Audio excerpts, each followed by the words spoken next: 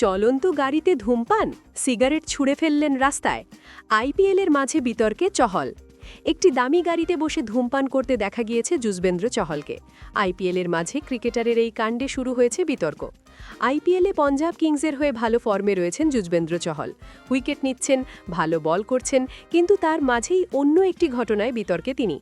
একটি ভিডিও সমাজ মাধ্যমে ভাইরাল হয়েছে। সেখানে একটি দামি গাড়িতে বসে ধূমপান করতে দেখা গিয়েছে চহলকে।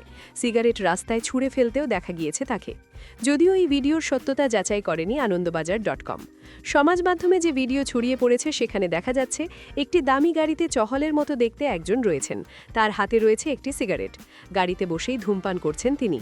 তারপর একটা সময় সিগারেট রাস্তায় ছুঁড়ে ফেলেন তিনি। এই ভিডিও ভাইরাল হতেই সকলে চহলের দায়িত্ববোধ নিয়ে প্রশ্ন তুলেছেন। তাদের মতে খ্যাতনামী ব্যক্তি হিসাবে চহলের আরও দায়িত্ববান হওয়া উচিত ছিল। এভাবে প্রকাশ্যে ধূমপান করে ঠিক করেননি তিনি।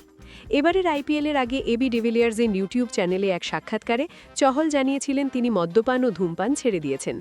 সেই সাক্ষাৎকারের প্রসঙ্গ তুলে অনেকের দাবি অসত্য বলেছেন চহল, সেটা ভিডিও থেকেই বোঝা যাচ্ছে। কেউ কেউ আরও জোরাল সমালোচনা করেছেন চহলের। একজন লেখেন, এই জন্যই ভারতীয় দলে আর চহল সুযোগ পান না। আরেকজনের কথায়, নিজেই নিজেকে ধ্বংস করছেন চহল। ওর প্রতিভা ছিল, কিন্তু এই সব কাজ করে নিজেকেই শেষ করছেন তিনি। একজন লেখেন, একটা পচা মাছ গোটা পুকুর নষ্ট করে দেয়। ভারতীয় বোর্ডের উচিত চহলের দিকে নজর রাখা, ওকে যেন আর জাতীয় দলে না ফেরানো হয়, তাহলে দলের সংস্কৃতি খারাপ হয়ে যাবে। যদিও ওই বিষয়ে চহল বা পঞ্জাব কিংস এখনও পর্যন্ত কোনো মন্তব্য করেননি।